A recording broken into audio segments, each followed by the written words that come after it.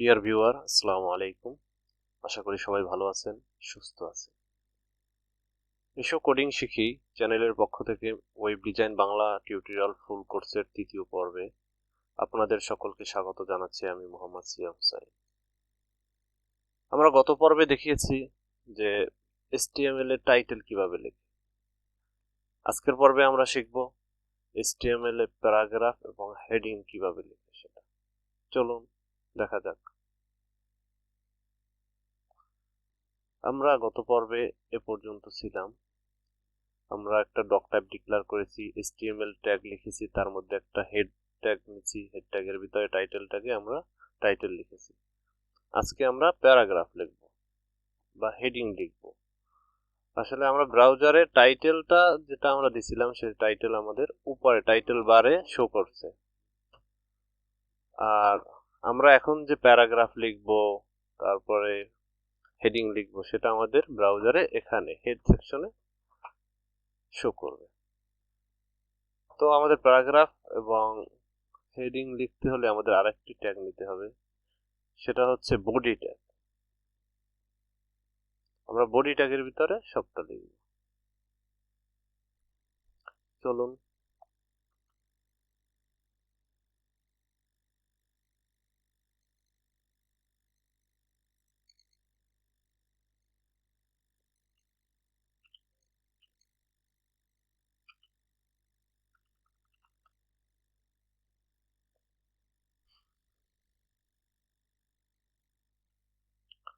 আমরা হেড ট্যাগের নিচে বডি ট্যাগ লিখব। বডি নামে একটি ট্যাগ আছে, এটাও ডাবল ট্যাগ।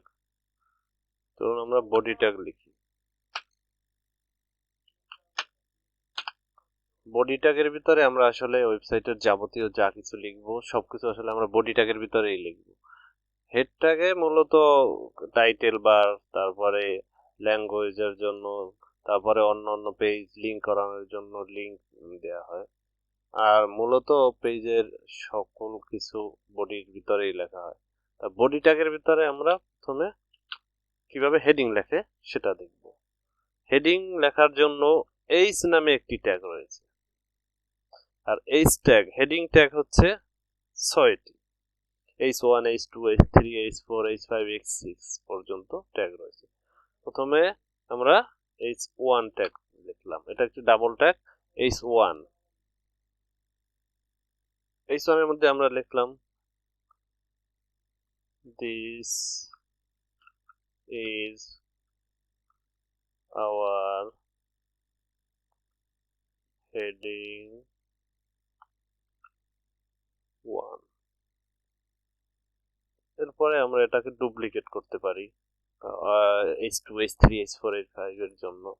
ডুপ্লিকেট করার জন্য জাস্ট আমার এই লাইনটার ভিতরে আমি কার্সারটা রেখে কন্ট্রোল চেপে ধরে ডি দিব, তাহলে এটা ডুপ্লিকেট হয়ে যাবে।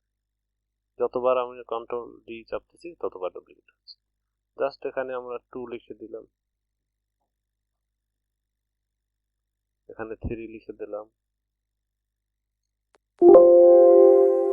এখানে 4 লিখে দিলাম, এখানে 5 লিখে দিলাম, এখানে 6 লিখে দিলাম। একইভাবে সেটাও আমাদের করতে হবে।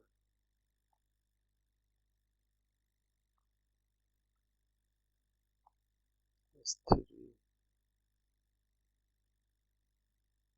S4, S5, S6। এটা বেশি হয়েছে, এটা আমরা কেটে দিলাম। জাস্ট আমরা 6টি হেডিং লিখলাম। এটাকে আমরা সেভ করে ব্রাউজারে ওপেন করি, দেখেন কি হয়। এখন পর্যন্ত ব্রাউজারে কিছুই নেই। আমরা এখানে ক্লিক করে রিফ্রেশ করি,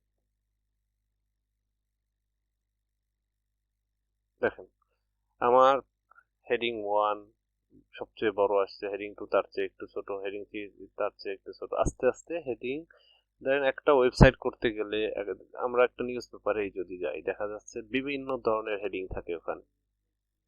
একটি মেইন হেডিং, তারপর একটা সেকেন্ড হেডিং, তারপর একটা ফোর হেডিং, বিভিন্ন নিউজের ক্ষেত্রে বিভিন্ন হেডিং ব্যবহার করা হয়। সেই হিসাবে আমাদের HTML এ এরকম 6টি হেডিং আমরা দিতে পারবো। গেল হেডিং। এরপরে আমরা শিখব প্যারাগ্রাফ কিভাবে লিখতে হয়। আমি এটাকে ড্র্যাগ করে নিচে নামিয়ে দিলাম। প্যারাগ্রাফ লেখার জন্য সিম্পল একটি পি ট্যাগ ব্যবহার করা হয়। পির ভিতরে আমরা যা লিখবো সেটা প্যারাগ্রাফ আকারে দেখা যাবে। আমরা একটা ডামি টেক্সট নিয়ে আসতে পারি। লরাম ইপসাম নামে একটি অনলাইন ডামি টেক্সটের জন্য আছে, যেটা সম্পূর্ণ ফ্রিতে আমাদেরকে ডামি টেক্সট প্রোভাইড করে থাকে। আমরা সেখান থেকে নিয়ে আসতে পারি। আর যে কেউ পারেন, আপনারাও আনতে পারবেন। আমি সার্চ করলাম লরাম ইপসাম, গুগলে সার্চ করবে, দেখবেন যে বিভিন্ন ধরনের আপনার ডামি টেক্সট লিখবেন, অনেকক্ষণ লিখতে সময় লাগে। তারপরে অন্য কোথাও থেকে আনবেন, কপিরাইট ইস্যু থাকতে পারে, বিভিন্ন ধরনের সমস্যা হতে পারে। সেজন্য এই ওয়েবসাইটটি আসলে সম্পূর্ণ ফ্রিতে আপনাকে প্যারাগ্রাফ এবং হেডিং প্রোভাইড করবে। দেখেন সর্বপ্রথম যেটা আছে এটাই আমি ঢুকলাম, এই যে এটাই ঢুকি।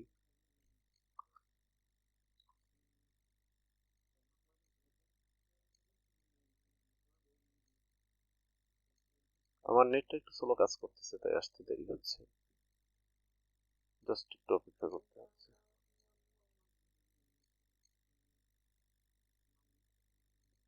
এত সময় নেওয়ার কথা না, জাস্ট এখানে চলে এসেছে। এখানে বিভিন্ন ধরনের আপনি পাবেন। রিসেন্টলি হয়তো ওয়েবসাইটটি করা হয়েছে, আপডেট করা হয়েছে। আমি লাস্টে যখন ঢুকছি তখন এরকম ছিল না। জাস্ট এখানে কপিতে ক্লিক করবেন, আপনার টেক্সটটি কপি হয়ে যাবে। এখন আমরা এখানে নিয়ে পেস্ট করলেই হলো। পি ট্যাগের ভিতরে পেস্ট করব আমরা, কন্ট্রোল ভি। ওখান থেকে কপি করলাম, এখানে পেস্ট করে দিলাম। এরপরে কি করতে হবে, অবশ্যই সেভ করতে হবে। সেভ করলাম, ব্রাউজারে গেলাম, ব্রাউজারে রিফ্রেশ করতে হবে, আমার ট্যাবে যেতে হবে, রিফ্রেশ করলাম,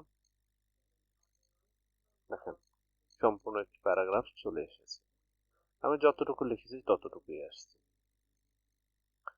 তো আমরা একটু বড় করে দিলাম প্যারাগ্রাফটা, দেখতে সুবিধা হবে সেজন্য। দেখেন যত বড় করে দিচ্ছি এখানে বড় হয়ে চলে আসছে। জাস্ট আমরা শিখলাম যে কিভাবে হেডিং লিখতে হয়, কিভাবে প্যারাগ্রাফ লিখতে হয়। আপনারা অবশ্যই বাসায় বসে প্র্যাকটিস করে নেবেন, বারবার প্র্যাকটিস করবেন। Practice is maximum perfect. Practice না করলে আসলে এগুলো আপনাদের মনে থাকবে না। তো বন্ধুরা, আগামী পর্বে আমরা একটি টাইটেল অ্যাট্রিবিউট দেখতে পারবো। টাইটেল অ্যাট্রিবিউট কিভাবে লেখা যায়, HTML অ্যাট্রিবিউট কিভাবে ব্যবহার করা হয় সেটা দেখব। সে পর্যন্ত সবাই ভালো থাকবেন, এবং আমার চ্যানেলটি যারা সাবস্ক্রাইব করেননি, অনুগ্রহ করে আমার চ্যানেলটিকে সাবস্ক্রাইব করবেন। ভিডিওটি ভালো লাগলে লাইক করবেন, শেয়ার করবেন, অন্যকে দেখার সুযোগ করে দিবেন। এবং কোনো কিছু যদি জানার থাকে তাহলে আমার কমেন্ট সেকশনে জানাতে বলবেন।